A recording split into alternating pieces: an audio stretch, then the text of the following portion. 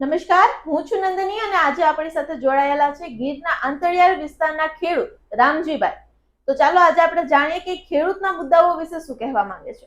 નમસ્કાર રામજીભાઈ, નગરનાથ ન્યૂઝ ચેનલમાં આપનું હાર્દિક સ્વાગત છે. હાલ તમારો એક સોશિયલ મીડિયા ઉપર વિડીયો વાયરલ થયો હતો કે જેમાં તમે ખેડૂત નેતા રાજુ કરપડાને ચેલેન્જ આપી રહ્યા હતા. તો આ સમગ્ર મુદ્દો શું હતો? હવે બેન નંદની બેન, વાત એવી છે કે અત્યાર સુધી લગભગ ખેડૂતોની વાત કરી અને લગભગ 8 વર્ષમાં 84 ધારાસભ્યો ખેડૂત હિત માટે શાસક પક્ષમાં જોડાણા. હવે એમાં ઘટતું હતું તે પૂરું એવા રાજુભાઈ કરપડા ખેડૂતો માટે ખૂબ લડત કરી, કળદા માટે કરી, પાક વીમા માટે કરી, ઘણા બધા એના વિસ્તારની અંદર પણ ઓલા જળ માટે કરી. એટલે એક એને ખેડૂતોના દિલ જીતા હતા. હકીકતમાં એનું જે પ્રેમ હતો ખેડૂત ઉપર અને ખેડૂતનો પ્રેમ એની ઉપર હતો. એટલે તમામ ગુજરાતના ખેડૂતો, બે આંકડા છે કે 58,40,000 જે સન્માન નિધિ યોજનાનો આંકડો છે અને એક છે 54 લાખ ખેડૂતો છે. હવે 54 લાખ ખેડૂતોના હિતે શું? એટલા બધા લોકપ્રિય બની ગયા હતા, ખેડૂતોના હિતની વાત કરતા હતા. એમાંય એણે જે રાજીનામું આપી અને શાસક પક્ષમાં ગયા ત્યારે એણે એવું કીધું હતું કે ભાઈ હું ખેડૂતોના હિત માટે વાત કરીશ, ચાહે કોઈ પણ પક્ષમાં આવીશ, શાસક પક્ષમાં આવીશ તો પણ હું વાત કરીશ. આવું એણે ઘણું બધું કીધું હતું. આખીર એ અત્યારે જે ખેડૂતોને અત્યારે મુશ્કેલી પડી રહી છે, પારવાર મુશ્કેલીનો સામનો કરી રહ્યા છે, તો આજે રાજુભાઈ કરપડા ખરેખર પોતાના શાસક પક્ષમાં છે. આજે જિલ્લા પંચાયતના સદસ્ય બની ગયા છે. તો ખરેખર ગુજરાતના જે ખેડૂતોના દિલમાં તમે વસેલા હતા, તો એ શા કારણે વસેલા છો એ પણ તમારે વિચારવું જોઈએ, જોવું જોઈએ. આ હિતને ધ્યાને રાખી અને રાજુભાઈ કરપડા ખેડૂતો માટે અત્યારે તમારી પાસે સમય છે, તક છે, મોકો છે, તો એકાદ બે પ્રશ્નો ઉઠાવી અને ખેડૂતોનું કંઈક ને કંઈક ભલું થાય એવું કાર્ય કરો. જી, તમારા મત મુજબ હાલ ખેડૂતોને કઈ કઈ સમસ્યાઓ હેરાન કરે છે? હવે જો નંદનીબેન ખેડૂતોની સમસ્યાની જો વાત કરવામાં આવે તો હું તો એમ કહું કે આ જે ડિબેટ છે આપણે અડધી કલાક નહીં, પણ એના માટે સપ્તાહ બેહાડવી પડે. સપ્તાહ એટલે 8 દિવસ સુધી તમે સમસ્યાનું જો ગોળપદું કરી અને ખરેખર જો તમે વાંચા જ કરો તો અપાર સમસ્યા છે. સમસ્યા હરોજ પેદા થાય છે. જે મળવી જોઈએ સમસ્યા, જેનો ઉકેલ હોવો જોઈએ, ઉકેલ થતો નથી. હરોજ સમસ્યા પેદા થાય એટલે એના માટે અડધો કલાક નહીં પણ 8 દિવસ સપ્તાહ બેહાડો તો થાય. ખેડૂતો માટે જો ખાસ વાત કરવામાં આવે તો હરેક વખત ખેડૂત લાઈનમાં રહ્યો. નોટબંધીમાં તો ખેડૂત લાઈનમાં, હમણાં ખાતરની જે રાસાયણિક ખાતરની તો કે લાઈનમાં, કોરોના રેમડેસિવિર ઇન્જેક્શન તો કે લાઈનની અંદર, છેલ્લે ઘટતું હતું તે ડીઝલે પણ લાઈનમાં આપ્યું. એટલે ખેડૂતો માટે જે છેલ્લી કક્ષાની જે સમસ્યા કહેવાય એમાંની હરેક સમસ્યા, આમ તો ખેડૂતો માટે એક સમસ્યા નહીં પણ હજારો સમસ્યા કહેવાય. એટલી બધી સમસ્યા છે ખેડૂતો માટે કે જો તમે આજે લગભગ 20-25 દિવસ પહેલા જે લગભગ 850 રૂપિયા જે ખાતર, રાસાયણિક ખાતરની અંદર પણ જો વધારો કરવામાં આવ્યો, આખીર તો ખેડૂતોના ખીચા ખાલી થયા. ઘટતું હતું તો પૂરું તમને કહું, આ જે ડીઝલની અંદર વધારો આવ્યો છે, પેટ્રોલની અંદર વધારો આવ્યો, ખેડ અત્યારે મોંઘી થઈ છે. અત્યારે ફક્ત ને ફક્ત જે 15 દિવસ આખરના કહેવાય છે ખેડૂતોને, એમાં જ ડીઝલ નથી મળતું કે ખેતરો વચ્ચે ટ્રેક્ટર ઉભા રહ્યા છે. જે અત્યારે ખરેખર 15 દિવસ ખેડ વહેલી કરવાની હોય જેથી કરી સૂર્યપ્રકાશ મળે અને જે તપી જાય, તપી થવાથી કે આવતું ઉત્પાદન ચોમાસું વધુ થાય. પણ ખરેખર જો આવી સમસ્યા રહે, જો ડીઝલ નહીં મળે ખેડૂતોને તો ખરેખર આવનારો એટલે કે દિવાળી પછી ખેડૂતોનું ઉત્પાદન પણ ઓછું થશે. ખાતરનો ભાવ વધ્યો, ખેડૂતો ખાતર નાખી નહીં શકે. આખીર ખેડૂતો કરે શું? અને નંબર 2 કે હારી ડીઝલની સમસ્યા ખેડૂતોને શા માટે? મને સમજાતું નથી કે નોટબંધીની લાઈનમાં ખેડૂત શા માટે? આત્મહત્યા તો ખેડૂત શા માટે કરે? કરજદાર થઈ ગયો તો ખેડૂત શા માટે થઈ ગયો? તમે ક્યાંય સાંભળ્યું ખેડૂત જ આત્મહત્યા કરે? ક્યાંય ધારાસભ્ય ઝાડ ઉપર ગળાફાંવો કાંઈ લટકી ગયો? ક્યાંય સેલફોર્સના ટીકડા પી ગયો સંસદ સભ્ય, જિલ્લા પંચાયતનો સદસ્ય ક્યાંય તમને કોઈ મરી ગયો, આત્મહત્યા કરી ગયો? કોઈ બાબત કૂવામાં જંપલાવ્યું એવું કરું? ફક્ત ને ફક્ત મારા ધારણા મુજબ 70% જે આમ જનતા છે જેને ધંધો કરી ખાઈ પીને સાંજે સૂઈ જવું હોય એના માટે સમસ્યા છે. જે લીગલી જે રાજકારણની અંદર કંઈક ને કંઈક કનેક્ટિવિટી છે એવા લોકો ક્યાંય આત્મહત્યા નથી કરતા. એનો મતલબ સીધો એમ થાય કે મોંઘવારી એક પણ રાજકીય નેતાઓને નડવાની નથી. મોંઘવારી કેને નડવાની? ખેડૂત, ખેતમજૂર, માલધારી, નાના વેપારી છે અને પથરાણા વાળા જે ધંધા કરે છે, પોતાનું હાંજે હકેલીને વહી જાય છે, રોજે રોજનું 200-250 કમાય અને હાંજે એટલો ખર્ચો થાય. આ લોકો જ આત્મહત્યા કરે, આને જ મોંઘવારી નડે. બાકી ધારાસભ્યને શું મોંઘવારી નડવાની બેન? માની લો કે ગાંધીનગરની અંદર એક રાત તમે ગેસ્ટ હાઉસમાં રહ્યો તો આશરે 1500 રૂપિયા 10-12 કલાકનું ભાડું લે છે. આની અંદર જો જોવા જઈએ તો ધારાસભ્યોના અત્યારે જે બંગલા બનાવ્યા એ 2 કરોડ ને 22 લાખનો મંથલી 37 રૂપિયા ભાડે મળે. આ નો હોવું જોઈએ, આ પ્રજાના રૂપિયે. અરે એ બંગલાનું ભાડું હું તો કહું 1-1 લાખ રૂપિયા હોવું જોઈએ. જે 2 કરોડ ને 22 લાખનો બંગલો બન્યો એને રહેવાનું એમને શા માટે? આવું હોઈ શકે? ના હોઈ શકે. પણ આખીર પ્રજાનો લોકશાહી છે, આખી પ્રજાનો મુદ્દો પણ બનવાનો છે. આખીર ઘણું બધી સમસ્યા પેદી થાય. જેમ સ્પ્રિંગને બહુ દબાવવામાં આવે તો છટકે તો એનું નક્કી નહીં કઈ દિશામાં જાય. એમ જો બહુ મોંઘવારી આવશે, બહુ અવાજ દબાવવામાં આવશે તો પ્રજા ખરેખર આપમેળે જેમ નેપાળ જવારી થઈ કે દેશ એના વડાપ્રધાનને શેખ હસીનાને ફક્ત ને ફક્ત 45 મિનિટની અંદર દેશ છોડવામાં આવ્યો, એવો પણ વારો આવી શકે. કારણ આખી પ્રજા સહન કેટલું કરે એની પણ કોઈક મર્યાદા હોય. એટલે મોંઘવારીની જો વાત કરવામાં આવે ને તો આ 25-30 મિનિટમાં કાંઈ ન થાય. સમસ્યાની વાત કરવામાં આવે તો કાયદેસર જેમ સપ્તાહ બેહાડે એમ સપ્તાહ બેહાડો તો જ કંઈક સમજાય. જી મેડમ. હવે આટલી બધી સમસ્યામાં એક નવી સમસ્યા આવી છે પેટ્રોલ અને ડીઝલની, જેમાં આજે પણ પેટ્રોલ અને ડીઝલના ભાવ વધ્યા છે. તો પેટ્રોલ અને ડીઝલની અછત શા માટે છે? અને આ અછત એ ખાલી ખેડૂતોને જ નડે છે કે પછી ઇન્ડસ્ટ્રીને પણ નડે છે? હવે અત્યારે જ હું રસ્તામાં પેટ્રોલ પૂરીને આવ્યો, 108 રૂપિયા થઈ ગયા. મને નથી ખબર કે આ કલાકે ને કલાકે ભાવ વધે છે કે ખરેખર નિયમ છે રાતે 12 વાગે ભાવ વધવાનો, પણ 92 થી 108 એટલે લગભગ 16 રૂપિયા 2-3 દીમાં વધ્યા. નથી પેપરમાં આવ્યું, નથી મીડિયામાં આવ્યું, આપમેળે હવે વધારી દે છે. પણ આ જે પેટ્રોલ છે એ નાના માણસોને નડવાનું છે, ડીઝલ એ નાના માણસોને નડવાનું છે. માની લો કે ડીઝલ કે પેટ્રોલ ધારાસભ્યને થોડું નડવાનું છે. એ તો માની લો કે એને 80,000 પગાર હતો, એનો 1 લાખ કર્યો, હમણાં 1 લાખનો 1,37,000 પગાર કર્યો. એની તો મોંઘવારી ડીએન ચડાવી અને પોતાનો મુદ્દો છે એટલે કોઈ જનહિતમાં નથી લેતા. આગળ કોઈ જનતા કોઈ સહાય માગે તો એ એમ કહે છે કે એ નીતિ વિષયક મુદ્દો છે. ધારાસભ્યોના પગાર વધારવા હોય તો ભાઈ નીતિ વિષયક મુદ્દો નહીં લ્યો, એની મેળે બધાય હપી અને પોતાના જે પગાર છે, ટીએડીએ છે, જે ભથ્થા છે અને જે બંગલા લેવાના હતા એ તો લઈ લીધું. એટલે તમે જે વાત કરી છે કે ભાઈ ખેડૂતોને જ આ ડીઝલની સમસ્યા, આ પેટ્રોલની સમસ્યા, એટલે મારું એ કહેવાનું કે ખેડૂત, ખેતમજૂર, માલધારી એને કોઈ ગ્રોથ નહીં હોતો. જે સ્ત્રોત કહેવામાં આવે છે કે કાયમીની આવક, એવું હોતું નથી. એટલે આ લોકોને નડે.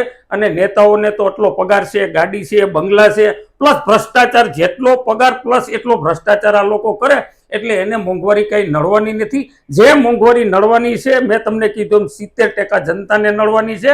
એનું હવે જે થવું એ થાય. નેતાઓએ એવું નક્કી કરી લીધું કે અમારી ખુરશી ના જ આવવી જોઈએ. પ્રજા ભૂખે મરે, પ્રજા આત્મહત્યા કરે, પ્રજા રજડે કે પ્રજાનું જે થવું એ થાય, પણ અમારી ખુરશીનું કાંઈ ન થવું જોઈએ. આવું એક નક્કી કરી અને મને એવું લાગે છે કે જે બધાય ધારાસભ્યો આજે 182 ધારાસભ્યો છે એ પોતપોતાની રીતે પોતાના ચોખ્ઠા ફીટ કરે અને પ્રજાનું જે થવું થાય. પ્રજા રામ ભરોસે. જી મેડમ. બધા તો એવું જ લાગે છે કે જાણે નેતાને પ્રજા કરતા પોતાની ખુરશી વાળી છે. હવે આમાં ખેડૂતોને સામાજિક શું સમસ્યાઓ નડે છે? હવે જો પાછી જ આ મુદ્દો ફરીથી આવ્યો કે ખેડૂતોને સામાજિક સમસ્યા શું નડે.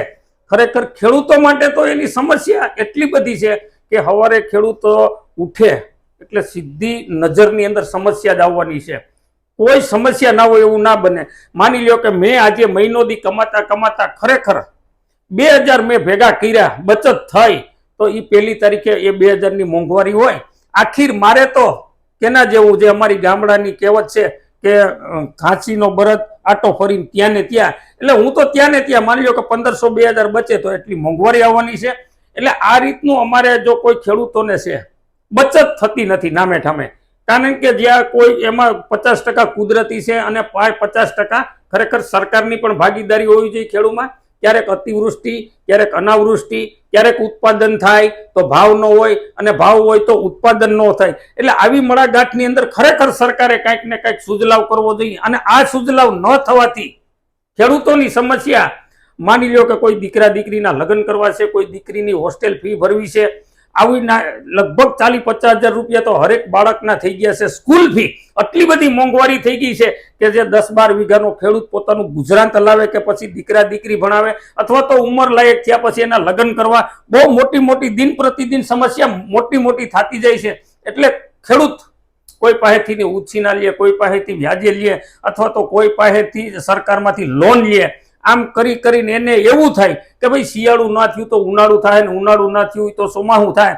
પણ હરોજ જે રોજિંદા જે ખર્ચા છે એ હરોજ ખર્ચાનું બજેટ વધતું જાય અને ખેડૂત નીચે જતો જાય, કરજમાં દબાતો જાય. એટલે ખેડૂત પાસે એક મોટી સમસ્યા એવી આવીને ઉભે, કાં તો જમીન વેચે એટલે ખેડૂત જમીન વિહોણો થઈ જાય અને કાં તો એ ખુદ આત્મહત્યા કરે. આ બે નોબત એવી સમસ્યા આવી જાય છે કે જેની વાત પૂછોમાં. અને બીજી એક સમસ્યાની જો વાત કરવામાં આવે તો ખેડૂતોનું ગુજરાન નથી હાલતું એવું તમામને ખબર પડે છે કે ભાઈ 10-15 વીઘા 20 વીઘા હોય તો ખરેખર 12 મહિનાની રોજી રોટી નીકળતી નથી એમાં. એટલે ખરેખર એનું મૂળ ક્યાં આવીને ઊભું છે? કોઈ આજે ખેતીમાં દીકરી દેવા તૈયાર નથી. આનું એક કારણ એ જ છે કે ભાઈ મારી દીકરી ત્યાં દઈશ તો સવારે શું ખાહે.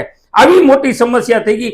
એટલે આજે ખેડૂતો આત્મહત્યા કરે, જમીનો વેચે છે, પોતાના દીકરાઓ વાંઢા રહી જાય છે. હવે આવડી બધી મોટી સમસ્યા છે, ખેતી અરે સંકળાઈ ગયેલ છે. તો તમે જેમ કહેશો કેટલીક સમસ્યા, કેટલીક નહીં, ખેડૂતોને દિન પ્રતિદિન સમસ્યા વધતી જાય. આના ઘણા બધા ઉપાય છે પણ સરકારે આવનારા દિવસોમાં ખરેખર એને વિચારવું જોઈએ. અને સરકાર પાસે ખરેખર આ માટે વિચારસરણી ન હોય તો મને બોલાવજો. ખેડૂતો માટે હું તમને નિવેદન આપે અને ખાલી 5-10 પ્રશ્નોનો સરસ તમે સમસ્યા કરશો તો ખેડૂતો ખેતી વેચતા બંધ થઈ જાય, આત્મહત્યા કરતા બંધ થઈ જાય. પણ તમારે ખેતી જ વેચવવી હોય, આત્મહત્યા જ કરવી હોય તો તમે તમારી ખુરશીનું ધ્યાન રાખશો. એનો આવો સિલસિલો ચાલુ રહે. પણ કુદરતના દરબારમાં દેર હે અંધેર નહીં હે. લોકો પોતાની આ જનતા અદાલતમાં લોકો માફ કરશે પણ કુદરતના દરબારમાં કુદરત તમને નહીં છોડે. જી મેડમ. હવે આજની જનરેશન ખેતીથી કેમ દૂર ભાગે છે? સરસ, બહુ મોટો સરસ મજાનો પ્રશ્ન પૂછે છે કે આજની જનરેશન યંગ બ્લડ ખેતીથી શા માટે દૂર ભાગે છે. એટલે એના મૂળમાં બે સમસ્યા છે. ખરેખર યંગ બ્લડને જે કંઈક કરી છૂટવાની ભાવના હોય, દેશ માટે કરી છૂટવાની ભાવના હોય, ભણી ગણીને આગળ વધવાની ભાવના હોય, પણ ઘણા બધા એમાં ખરેખર સફળ નથી થતા. તો પણ ફરીથી ખેતી કરવા નથી આવતા. એનું કારણ એક મૂળ એ આવે છે કે મેં તમને પહેલા કીધું એનું ગુજરાન હાલતું નથી. માની લ્યો કે એક 5-6 પરિવારના ઘરના સભ્યો હોય અને એક બાળકને તમે ભણવા મોકલો જો તો એ 40-50 હજાર 60 હજાર એનો ખર્ચો થાય છે. તો 40-50 હજારમાં ઓલાનું ગુજરાન ચાલી જાય છે. પણ એ જે 1 લાખ રૂપિયાની જે ખાય છે એ પણ 15-20 વીઘામાં પૂરું નથી થતું. તો યંગ બ્લડ આજે ખેતી નથી કરતો, આવતીકાલે તો નહીં જ કરે.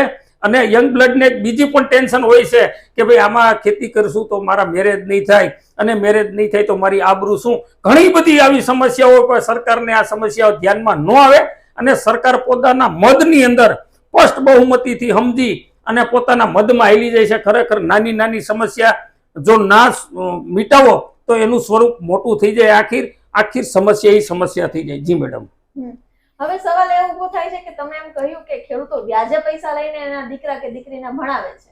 ત્યારે હમણાં નીટની જે એક્ઝામ હતી એમાં લાખો વિદ્યાર્થીઓએ પરીક્ષા આપી છે. તેમાં ઘણા ખેડૂતના પણ દીકરા દીકરીઓ હશે, બરાબર? અને પેપર કૌભાંડ જે થયું છે, જેમાં પેપર લીક થઈ ગયું છે, આ મુદ્દે તમારું શું કહેવું છે? હવે પેપર જે ફોડવાનું હું તો એક કાંડ માનું છું, કાંડ. નહીતર લગભગ 11 થી 12 વખત પેપર ફૂટ્યા. હવે એ પેપર ફૂટવામાં હું તો એમ કહું કાંઈક કોકની એમાં મીઠી નજર હોઈ શકે. નકર 1 વખત ફૂટે, 2 વખત ફૂટે, 3 વખત ફૂટે.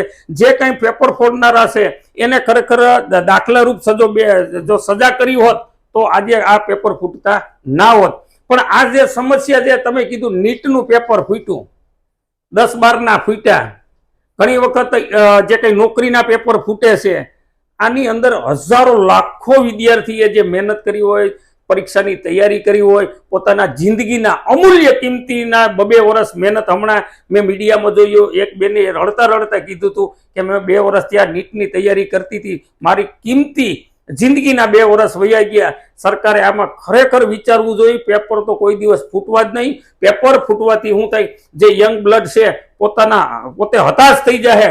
તો દેશ માટે કાલે કોણ શું કરશે આવું પણ હોવું જોઈએ. એટલે યંગ બ્લડની જે ટૂંકમાં એની જે તૈયારી હોય એ માનસિક ભાંગી જશે તો કાલે નીટ હું 10 હું કે 12 શું થવાનું? કઈ નથી થવાનું ને. એટલે પેપર ફોડ એક કાંડ માનવામાં આવે છે. ખરેખર આ છે ને હું તો એવું સમજુ છું કે પોતાને જે એક જગ્યાએ જો પેપર ઇન્ટરવ્યુની અંદર 10 લાખ ફોર્મ આવ્યા હોય તો આ ફોર્મ જો કેન્સલ કરવામાં આવે, પેપર ફોડવામાં આવે તો ફરી 6 મહિના પછી પરીક્ષા લેવામાં આવે તો 10 ની જગ્યાએ 8 લાખ ફોર્મ આવે, જેથી કરીને બેરોજગારીનો આંકડો પણ નીચો દબાવવા માંગતા હોય એવું મને કાંડ લાગે. દર વખતે જે બેરોજગારીના આંકડા વધતા જાય છે એ ઘટાડવા માટે ખરેખર હું તો કહું પેપર ફોડતા હોય એવું લાગે છે. કારણ કે આજે મેં ફોર્મ ભર્યું, આજે મારે 6 મહિના જે હવે ઉંમર પૂરી થવાની છે, જે 45 વર્ષ, એ 6 મહિના પછી થઈ જવાના, એટલે હું કઈ પેપર ફરીથી પરીક્ષા નથી આપવાનો. એટલે આવા 8 માંથી 2 લાખ લોકો નીકળી જાય છે જે ઓવર એજ કહેવામાં આવે છે. એટલે એ લોકોના આંકડા દબાવવા માટે હું તો કહું પેપર ફોડતા હોય એવું મને લાગે છે. જી મેડમ. આટલું તો ઠીક છે, પણ તમે કહ્યું એ મુજબ કે બાળકો માનસિક ભાંગી જાય છે. ઘણા બાળકો તો આત્મહત્યા પણ કરી લીધી છે નીટનું પેપર ફેલ જવાના કારણે. તો આની જે પાછળ જે બેઠેલા છે કે જે પેપર લીક કર્યું છે એ પકડાતા કેમ નથી? હવે ખરેખર દરેક જે 12 વખત પેપર ફૂટ્યા છે એમાં સરકારની હું તો કોઈ મિલી ભગત હોય, 1 2 3 વખત ફૂટે એટલે જે કઈ એના તોમતદારો હોય એને પકડી જાહેરમાં સરાભરા કરી અને દાખલા રૂપ કોઈ પણ કાયદામાં સજા બેહાડે. આ તો પેપર ફોટની વાત છે. કોઈ કૌભાંડ છે, કોઈ છેતરપિંડી છે કે કોઈ મર્ડર કેસ છે અથવા તો કોઈ એવા દેશ વિરોધી કાર્ય કર્યા હોય એને જાહેરમાં જો દાખલા રૂપી સજા કરે તો જે દેખનારા છે એ પણ ના કરે. એટલે આવી સજા ન કરવાથી આ સિલસિલો ચાલુ રહ્યો. અને હજી જો એની પાછળ હું તો એવું ઈચ્છું છું કે કોઈને કોઈ નેતાનો માણસ હોય એટલે એ પકડાય નહીં, અને પકડાય તો સજા ન થાય. બાકી પેપર તો મારે ફોડવું છે, મારો તો કોઈ હાથ નથી મારી ઉપર કોઈનો. મારે કરોડો કમાવા છે, કારણ કે મારે તો કોઈનો હાથ નથી, એટલા માટે મારી કીધે પેપર નથી ફૂટતું. કહેવાનો મતલબ કે પેપર એ જ લોકો ફોડે છે. ક્યાંય ને ક્યાંય એને કોઈને કોઈ નેતાનો સપોર્ટ હોય તો જ પેપર ફૂટે, બાકી પેપર ફૂટે નહીં. જી મેડમ. ખૂબ સરસ. ત્યારે આપણે ખેડૂતના મુદ્દા ઉપર પાછા ફરીએ તો એક ખેડૂતને સુખી જીવન જીવવા માટે કેટલા વીઘા જમીન હોવી જોઈએ? હવે ખેડૂતોને સુખીની તો હવે લગભગ તો એને ખેડૂતોએ કલ્પના જ મૂકી દીધી. હવે ખેડૂતની અંદર ગીર વિસ્તારની અંદર જાઓ તો ખેડૂતો એવું ઈચ્છે છે કે 20-25 વીઘા જમીન હોય રોટલા નીકળે તો બી બસ, એટલા માનસિક નીચે દબાઈ ગયા છે. કારણ કે ખેતીની અંદર ખાતર, બિયારણ, દવા, ખેડ, લેબર, આમાં બધી એટલી બધી મોંઘવારી આ વખતે આવી ગઈ. ટ્રાન્સપોર્ટેશન, આજે જ બપોરે 10% ટ્રાન્સપોર્ટ વાળાએ ભાવ વધાર્યો. તો મેં કાલે ટીવીમાં જોયું હતું કે એક ખેડૂતના ખેતરમાં ખરેખર શાકભાજી ઉતારેલ પડ્યું, ડીઝલને કારણે એનું માર્કેટમાં ના પહોંચ્યું અને એ બગડી ગયું. એટલે આટલું બધું ખેડૂતોને સમસ્યા રહેવાની જ છે.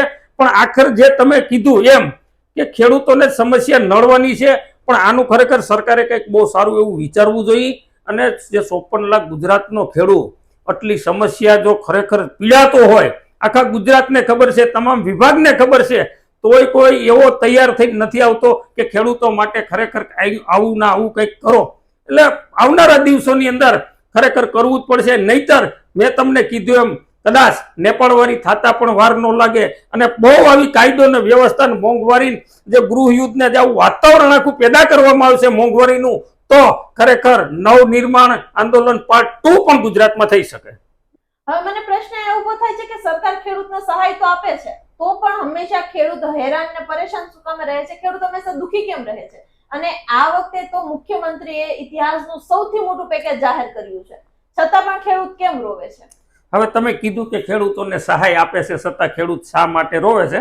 પણ ભગવાનનો એક નિયમ કહું, ભગવાન એક હાથે લઈ લે છે ને 2 હાથે આપે છે. એટલે ભગવાનમાં આમ આપણે માનીએ છીએ કે ભગવાન કહેવત જ છે કે ભગવાન એક હાથે લે અને 2 હાથે આપે છે. પણ સરકાર એવું નથી કરતી.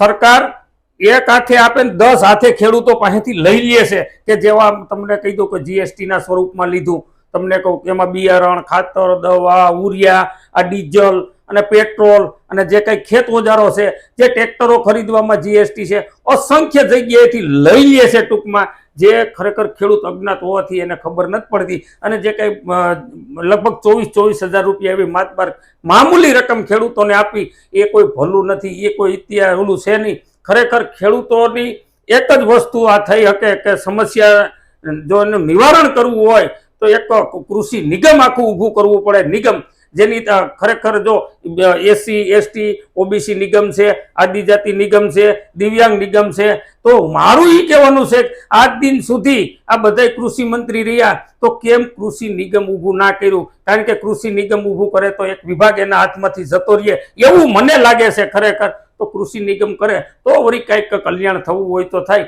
બાકી તમે કીધું કે જે સહાય આપે છે તો પહેલાના દિવસોમાં પણ જે મનમોહનસિંહની સરકાર હતી 72,000 કરોડ દેવું માફ કર્યું હતું. એટલે એ જે દેવું માફ કરવાથી આટલા જે વર્ષ વહી ગયા, લગભગ 2007માં માફ કર્યું હતું. આજે 19 વર્ષ ખેડૂતો સ્થિર રહ્યા. પણ એટલે ખેડૂતોનું ખરેખર હવે દેવું માફી યોજના થાય એવું પણ મારું કહેવાનું છે. જી મેડમ.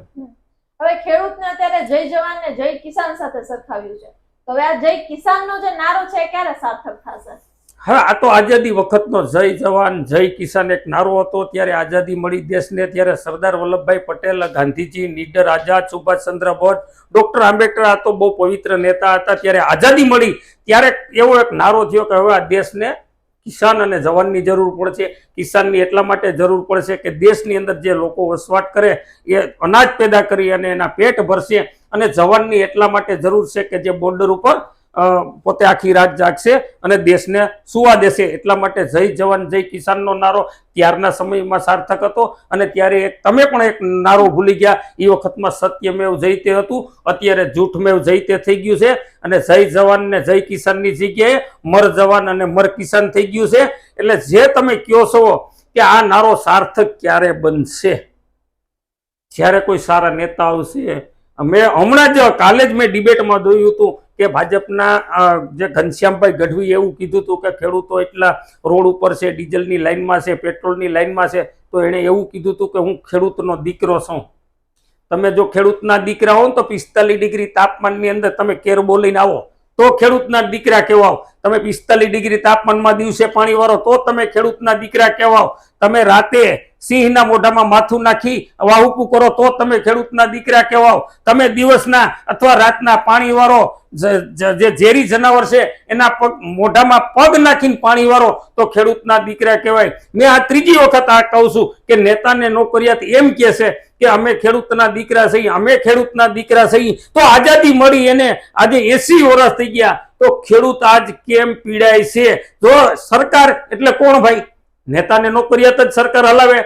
તો સરકાર એટલે તમારી જવાબદારી આવે છે. એક બાજુ તમે ખેડૂતના દીકરા, જો બધા ખેડૂતના દીકરા હોય 182 તો હું તમને કહું, તમારા લેટર પેડ ઉપર 182 ધારાસભ્ય લખીને આપો કૃષિ મંત્રીને કે ખેડૂતોનું દેવું માફ થવું જોઈએ. તો એ દેવું માફ થાય, પણ તમારી નિયત અને નીતિ સાફ નથી. તમને ખેડૂતો હેરાન થાય એમાં રસ છે. બાકી મારી આ મીડિયા ચેનલથી મારી ચેલેન્જ આપું છું કે 182 ધારાસભ્યો લેટર લખીને મોકલે કે ભાઈ કૃષિ મંત્રી અને મુખ્યમંત્રી અને વડાપ્રધાનને મોકલે કે ગુજરાતના ખેડૂતોનું દેવું માફ થવું જોઈએ તો થઈ જાય. પણ તમે કોઈક શરૂઆત કરો, બાકી હું તમને ખેડૂતના દીકરા માનતો નથી. જી મેડમ. ખૂબ સરસ. ત્યારે રામજીભાઈ, તમને શું હજી એવી આશા છે કે ખેડૂતની સ્થિતિ છે એમાં બદલાવ આવશે? હવે બદલાવ તો મને એમ છે કે આ મોંઘવારી આવવાથી બદલાવ નહીં આવે. બદલાવ આ દેખાશે તમને દિવાળી પછી. હવે કયો બદલાવ દેખાશે? ખેડૂતો કોઈ જમીન વેચશે, કારણ કે આજે જેટલા ટકા મોંઘવારી વધી એટલા ટકા ખેડૂત ખેત પેદાશમાં ભાવ વધવાનો નથી. આજે 2 મહિના પહેલા પણ ઘઉંનો ભાવ 450 હતો, આજે પણ 450 છે. તો ખેડૂતોના ઘરથી માંડીને દરેક નાગરિકથી માંડીને મોંઘવારી પર ડેની 400 રૂપિયા આજે વધી ગઈ છે. તો કોઈના ઘરમાં 400 રૂપિયા આવક વધી નથી. એટલે હું એવું કહું છું કે આના માટે તો કંઈક બીજું જ ગોઠવવું પડે. કારણ કે આવનારા દિવસો ખેડૂતો માટે તો કપરા જ રહેવાના છે. કારણ કે કાં તો અતિવૃષ્ટિ થાય, કાં તો અનાવૃષ્ટિ થાય. ગઈ સાલની જેમ પાથરા ઉપર વરસાદ થાય તો ડેમેજ ઉત્પાદન થાય. સરકાર કોઈ રાખવા તૈયાર નહીં હોય. મંડળીઓ કરપ્શન કરશે, ભ્રષ્ટાચાર કરશે. ખેડૂતો લાચાર રહે, બાપા અમારો માલ લઈ લ્યો, 5-10 હજાર લઈને માલ લેશે. એટલે આમાં મને એવું નથી લાગતું કે ખેડૂતો માટે, હા સિસ્ટમ બદલે તો ખેડૂતો સુખી થાય. આના સિસ્ટમ રહેશે તો ખેડૂતો કોઈ દિવસ આબાદ નહીં થાય. અને હવેનો મુદ્દો જનતાનો આવશે, ખેડૂતોનો પણ આવશે. એટલે ખરેખર ખેડૂતોએ જે ખેતમજૂર છે, માલધારી છે, નાના ધંધાર્થી છે, જે 70% વર્ગ છે એના માટે પણ અસ્તિત્વનો મુદ્દો લોકશાહી રહે. એટલે હવે પણ લોકોએ આત્મમંથન કરવાની જરૂર છે, પોતાનો આત્મા જગાડવાની જરૂર છે કે હવે આવનારા દિવસોમાં આપણે શું કરવું. જી મેડમ. જી રામજીભાઈ, જ્યારે તમે વાત કરી સિસ્ટમની, તો ત્યારે હવે સિસ્ટમમાં તમને જ કૃષિ મંત્રી બનાવી દેવામાં આવે તો તમે ખેડૂતો માટે શું કરો? જો મેડમ એવા તો મારા કોઈ નસીબ છે નહીં કે મને કૃષિ મંત્રી બનાવે, અને કદાચ બની જાઉં તો હું તો એવી આ સિસ્ટમને, સરકારને ચેલેન્જ મારું છું કે ખરેખર 4 દિવસ મને કૃષિ મંત્રી બનાવો. 121મે દિવસે સ્વયંભૂ રાજીનામું આપી દઈશ, અને પછી ખેડૂતો ફરી મને કૃષિ મંત્રી ના બનાવવા આવે તો મને કહેજો. મુદ્દો લોકો ખેડૂતો સ્વીકારી લે. જો ભાઈ આ તો તમે એવો પ્રશ્ન પૂછ્યો એટલે હવે એની મારે જવાબ દેવો જ હશે કે મને કૃષિ મંત્રી બનાવવામાં આવે તો મારે શું કરવું. એટલે હું તો એવું ઈચ્છું છું કે ખેડૂતોને જે કંઈ સબસિડી દેવાય છે, પહેલા તો એનો આંકડો લઈ લો, કેટલા કરોડમાં અપાય છે. ખેડૂતો પાછળ જે સબસિડીના છે, એને જે ખાતરમાં છે, એ બધું એનો આંકડો લઈ લો કે તમે કેટલા કરોડોમાં આપો છો. હવે જે વખતે જે બજેટની હું વાત કરું તો લગભગ 3.12 લાખ કરોડનો છે બજેટ છે ઓનલી ફોર. એમાંથી 4% ખેડૂતો માટે બજેટ વપરાણું. પહેલા તો આ બજેટને વધારી દઉં એટલે 4ની જગ્યાએ લગભગ હું તો એમ કહું છું, હું મારા નસીબમાં કૃષિ મંત્રી હોઉં તો 25-30% બજેટ કરી દઉં, જેથી કરીને પહેલા બજેટની અંદર ખેડૂતોનું દેવું માફ સમાવેશ કરી લો કે બજેટમાં જેમ નિગમને બજેટમાં સમાવવામાં આવે એટલે કોઈની જરૂર ના પડે, કાયદામાં ન આવે. પહેલા તો હું એને બજેટમાં સમાવી લઉં, વધુ બજેટ નાખવી અને સીધું ખેડૂતોના દેવા માફ કરી નાખું પહેલા તો. એટલે ખેડૂતોને એક પોતાની ઘેરે આનંદનો દિવસ આવે કે આજે લાપસીના આંધણ મૂકે. જેમ ખેડૂતોના ઘેરે દીકરાનો લગ્ન હોય અને પેલા લાપસી મીઠાઈમાં મૂકે, એમ ખરેખર લાપસી મૂકે. અને તે પછીની એવી સિસ્ટમ સુધારી દઉં કે દાખલા તરીકે આજે જે મંડળીઓને ખરીદી આપવામાં આવે છે, એ મંડળીઓને ખરીદી આપવામાં ના આવે, ખુદ સરકાર ખરીદી કરે. અને અમુક જગ્યાએ 20-25 કિલોમીટર જે લેવો પડે, લાઈન ખેડૂતો લાઈનમાં ઉભા રહે, એ સિસ્ટમ રદ કરું. ગામડે જઈ ગામડાના 5 દી આપું, ત્યાં પોતાના જ ગામડામાં ખરીદી કરતો આવું. એટલે ખેડૂતોનો સમય બચે, ટ્રાન્સપોર્ટેશન બચે, અને જે વરસાદ અતિવૃષ્ટિ થાય અને જે ખેડૂતોનો માલ બગડે, પોતે લાઈનમાં ઉભા રહીએ એ પણ ના બગડે. એટલે આજે એક મિનિટનો અને એક પૈસાનો જો હિસાબ કરવામાં આવે, મેં તમને કીધું કે ખેડૂતોનો ખુદ હું માલ ઘરે જઈને તોડી આવું, પછી ખેડૂતોનું કરજ માફ કરી દઉં, ખેડૂતોનું બજેટ વધારી દઉં. અને ભાવ પણ જો ટેકાના ભાવની દ્રષ્ટિએ ગણવામાં આવે તો જેટલા ટકા મોંઘવારી વધે એથી 1.5 હું ખેડૂતોના ભાવ વધારી જાઉં. મને ખબર છે કે મારા સંબંધિત તમિલનાડુ કે કેરળમાં હતા, ત્યાં એવી વાત થતી હતી કે ખેડૂતોના ચોખા જે ભાવે રાખે એ ભાવે રાખી અને પાછા ઘટતા ભાવે ફરી આપે છે. એવી પણ યોજના કરું કે ભાઈ મગફળી હું માની લો કે 30,000ની લઉં અને પછી જ્યારે જરૂર પડે ખેડૂતોને તો હું 25,000ની આપું. તો આ સિસ્ટમ આવી બને તો ખેડૂતોના દિવસો આવે.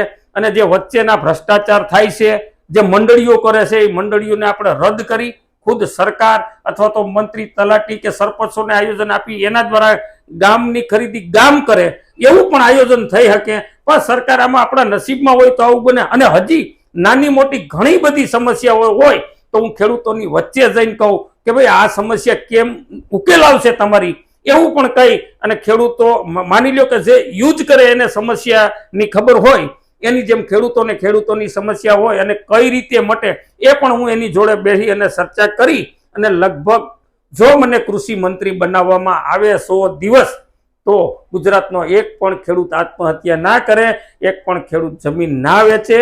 આવા બધા કાયદા અને ખેડૂતોને સામેના ભ્રષ્ટાચાર રદ કરાવવું. અને એની ટાઈમ ખેડૂતોને જે કંઈ કનેક્ટિવિટી હોય, કૃષિ ખાતું હોય એની જોડે કે પછી વીજ જોડાણ વાળું ખાતું હોય, આવા ખાતાની એટલી કનેક્ટિવિટી તેજ કરી દઉં કે એની ટાઈમ કામ થઈ જાય, જેથી કરી ખેડૂતોનો સમય બચે.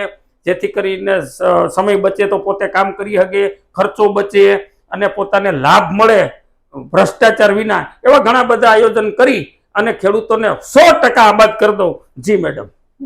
હવે તમે વચ્ચે વાત કરી બજેટની, તો ત્યારે જીએસટી માં ઘણા ખરી વસ્તુ હતી કે જેમાં ટકાવારી ઘટાડવામાં આવી હતી, પરંતુ રોજિંદા જીવનમાં જોવા જઈએ અને કેલ્ક્યુલેશન કરીએ તો એમાં ખરેખર એનો જે ભાવ હતો એનો એ જ રહ્યો છે. આના પાછળનું કારણ શું? બહુ મસ્ત પ્રશ્ન પૂછ્યો મેડમ. જીએસટી કેના માટે ઘટાડ્યો હું તમને પૂછું, હાલો તમે મને કહો. લોકોને તો ફાયદો નથી થયો, તમે મને કહો હવે કોને ફાયદો થયો? હા, હવે જીએસટી જે ટકા ઘટાડવામાં આવ્યું એના હું તમને 5-7 દાખલા આપી દઉં. હું ગામડામાં રહું, ગામડે પણ અમે ચર્ચા કરી હતી કે માની લો કે પાર્લેનું પડીકું 5નું જ મળે છે તો 5નું જીએસટી નહોતું ઘટ્યું ત્યારે મળતું હતું અને ઘટ્યું ત્યારે એટલું મળતું હતું.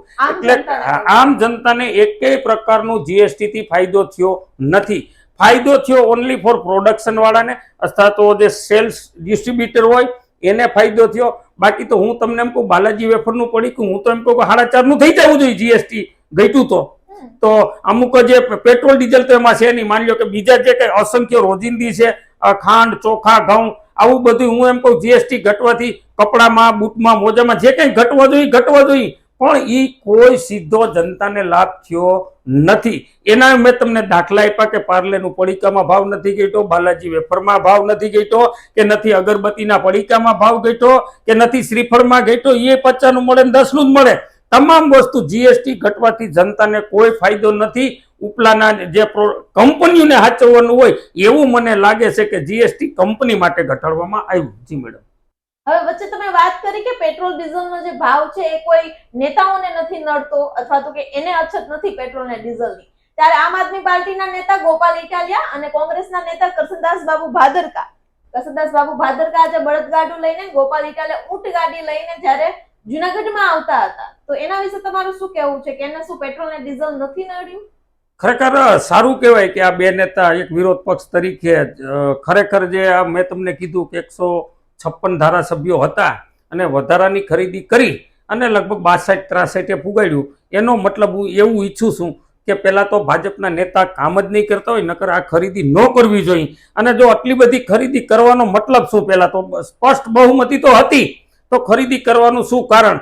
એનું કારણ એક જ છે કે વિરોધ પક્ષ હોવો જોઈએ. અમારી સામે કોઈ વિરોધ ન કરવો જોઈએ. જો કોઈ ધારાસભ્ય હોય, કોઈ સારો કાર્યકર હોય, કોઈ ખેડૂત નેતા કે આગેવાન હોય તો એ વિરોધ કરે. એટલે હું એવું ઈચ્છું છું કે આ બંને નેતાને કે સારું કહેવાય કે પ્રજાનો પ્રશ્ન સરકાર સુધી પહોંચવા માટે પોતાના પ્રયત્ન કર્યા. અને કદાચ આ લોકો છે, માની લો કે આગેવાન છે, કોઈ આ ગોપાલભાઈ ઇટલિયા છે, એ આજે નિષ્ક્રિય થઈને બેસી જાય તો પણ લોકો એમ કહે કે વિરોધ પક્ષ તરીકે તમારી ભૂમિકા ન ભજવી, પ્રજાનો પ્રશ્ન હતો તો તમે ઉઠાવ્યો નહીં. એ આવું પણ થઈ શકે. એટલા માટે ગોપાલભાઈ ઇટાલિયા એ સારું કહેવાય, કરશનભાઈ ભાદરકા કે બીજા કોઈ અન્ય નેતા. કારણ કે હું માનું છું કે ભાજપના નેતા તો નીકળવાના નથી. હાલો, એ તો કઈ ડબલું લઈને કઈ કલેક્ટર પાસે નથી જવાના કે ભાઈ આ ખરેખર સસ્તું થવું જોઈએ. તો કોકે જો શાસક પક્ષના ધારાસભ્યો એની સરકાર પાસે પ્રશ્ન પહોંચાડી શકવાના નથી, ઉઠાવી શકવાના નથી, તો હું તો સારું કહું કે આ તો ઠીક છે, કોઈ નેતા છે, કોઈ કોંગ્રેસના છે, કોઈ આમ આદમી પાર્ટીના છે, તો ઉઠાવ્યો એટલે સારું કહેવાય કે સરકાર સુધી પહોંચે પ્રશ્ન. બાકી તો પ્રશ્ન પહોંચે નહીં ને આવા. એટલે હજી કોઈ નીકળી શકે તો પણ આપણે એને અભિનંદન આપીએ, કારણ કે પોતા માટે તો છે નહીં.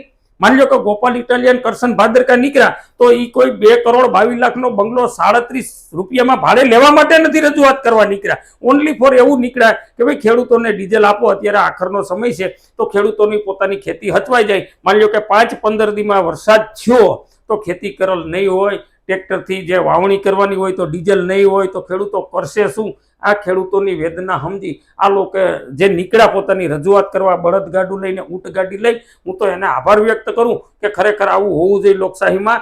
લોકશાહીમાં વિરોધ પક્ષ પણ હોવો જોઈએ, વિરોધ પણ કરવો જોઈએ. અને વિરોધ પક્ષ લોકશાહીમાં શા માટે? કારણ કે આવી મદમસ્ત સરકાર બહુ સ્પષ્ટ બહુમતીમાં આવી, કોઈ રોડ ઉતરી જતો હોય, કોઈ પાટો ઉતરી જતો હોય તો વિરોધ પક્ષ હશે તો એને એમ કહેશે કે ના ભાઈ આ રોડ તમે ઉતરો છો, આ રોડે ચડો. એટલે વિરોધ પક્ષ ખરેખર લોકશાહીમાં હોવો જોઈએ અને પોતાની વિરોધ પક્ષ તરીકે પોતાની એક ફરજ નિભાવી છે. આમાં કોઈ ટીપા ટિપ્પણી કે કોઈ રાજકારણ કરવાની જરૂર નથી. શાસક પક્ષ તો આવવાનો નથી તો પોતાની ફરજ બજાવી. જી મેડમ. હવે ત્યારે ડીઝલ ને પેટ્રોલના ભાવ આજે પણ વધ્યા છે, તો તમને શું લાગે છે કે આ ઊંટ ગાડી ને બળદ ગાડી છે ને જમાના પાછા આવશે? હવે ખરેખર એક દિના સમયે માનનીય વડાપ્રધાન નરેન્દ્રભાઈ મોદી, મને પાકું ખબર છે કે 2013 અંદર ત્યારે એવું કહેતા હતા કે પેટ્રોલ ડીઝલનો ભાવ વધ્યો છે, મારા બહેનોને ચૂલો હળગાવવાની મુશ્કેલ થાય છે, ચૂલો હળગાવવાથી આંખમાં નંબર આવી જાય છે, આવી બધી બહુ કીધું હતું. અને ઉપરથી કહેતા હતા કે આમાં કેન્દ્ર સરકારનો હાથ છે. તો અત્યારે હું જે તમને કહું એમ છું, પહેલા તમે જે 100 રૂપિયા ગેસ આપી આજે એનો 1000 રૂપિયો કર્યો, 45 દિવસે આપવાનું કર્યું, તો અત્યારે પણ બહેનો પાછી ચૂલો હળગાવતી થઈ ગઈ છે. તો અત્યારે નંબર નહીં આવે, બરાબર. અને ઘણી જગ્યાએ અમે બેઠકમાં ચર્ચાઓ કરતા હોઈ કે ભાઈ આજે ડીઝલનો ભાવ વધ્યો તો ભાજપના નેતા શું કહે? બળદગાડું લઈ લ્યો એમ કહે છે. આપણે એમ કહીએ પેટ્રોલનો ભાવ વધ્યો તો કે સાયકલ લઈ લ્યો. આપણે એમ કહીએ કે ગેસનો ભાવ વધ્યો તો કે ચૂલો સળગાવો. અરે ભાઈ, વિશ્વની મોટી પાર્ટી, શિસ્તબદ્ધ પાર્ટી, વિશ્વગુરુની વાત કરતી હોય, 21મી સદીની વાત કરતી હોય અને મોંઘવારી મૂકીને 15મી સદીની અંદર ધકેલવા માંગતા હોવ એવું મને લાગે છે કે પાછો ચૂલો હળગાવો, પાછી સાયકલ લ્યો, પાછા બળદગાડા લ્યો અથવા તો હાલીને જાઓ, તમારે જે કરવું એ કરો, પાછા 15મી સદીમાં પ્રજા ધકેલાય એવું મને લાગી રહ્યું છે મેડમ. હવે ત્યારે નરેન્દ્ર મોદીની વાત આવે છે તો તેઓએ સોનું ખરીદવાની પણ ના પાડી છે, પણ કોઈ પણ સંજોગોમાં લગ્ન પ્રસંગ હોય તો પણ સોનું ખરીદવાની ના પાડી છે. આ વિશે તમારું શું કહેવું છે? હવે એ જે સોમનાથમાં આવીને જે વાત કરી માનનીય વડાપ્રધાને કે ભાઈ કોઈ વિદેશની ટ્રીપ કેન્સલ કરો, એટલે હવે લોકો તો વિદેશ કોઈ જવાના છે નહીં, બરોબર? જવાના હોય તો નેતા જવાના હોય, એટલે આમ તો ખરેખર એને જે સંદેશો આપ્યો એમાં મને એવું નથી લાગતું ભાઈ સોનું તો ખરીદવું છે પણ પૈસા તો હોય તો થાય ને, ખરીદવાના તો હતા નહીં. એટલે તમને એમ લાગશે કે મારું કેવું લોકો માયના કે સોનું ખરીદતા નથી, વિદેશ વિદેશ તો કોઈ જઈ શકે એમ નથી એટલે ના પાડી છે. અને જે હું તમને કહું આજે ડીઝલ બચતની ને જે એની વાત આવી હતી એમાં એક દિવસ જે ધારાસભ્યો, સંસદ સભ્યો જે ઈ બાઇક લઈને એક દિવસ નીકળ્યા, 2-3 કિલોમીટર 5 કિલોમીટર હાકી અને પ્રજાને રોડે ચડાવી દીધી અને પોતે ફોર્ચ્યુનરમાં એસીમાં, ગાડી એસી, બંગલો એસી, ઓફિસ એસી, પ્રજા 45 ડિગ્રી તાપમાનમાં કે ઈ બાઇક લઈને નીકળો. આવા સંદેશા ન હોય, તમારે કાયમીન માટે ઈ બાઇક લઈને નીકળવું જોઈએ. તમામ ધારાસભ્યોએ વિધાનસભામાં જાઓ કે પોતાના બંગલે જાઓ તો તમામ ધારાસભ્યો જો પોતાની ઈ બાઇક લઈને જતી હોય તો પ્રજાને સંદેશો દેવા હિતવાહક છે. બાકી 2 કિલોમીટર હાકીને તમે ખાલી ફોટા પાડી સેલ્ફી લઈ વાહવાહી કરવા માંગતા હો તો એ જનતા આજે નથી. જી મેડમ, ખૂબ સરસ અને આપનો આભાર નગરનાથ ન્યૂઝ ચેનલ સાથે જોડાવા. ખેડૂતને લગતા અથવા મોંઘવારીને લગતા અવાજ વિડીયો જોવા માટે અત્યારે જ સબસ્ક્રાઇબ કરો નગરનાથ ન્યૂઝ ચેનલ.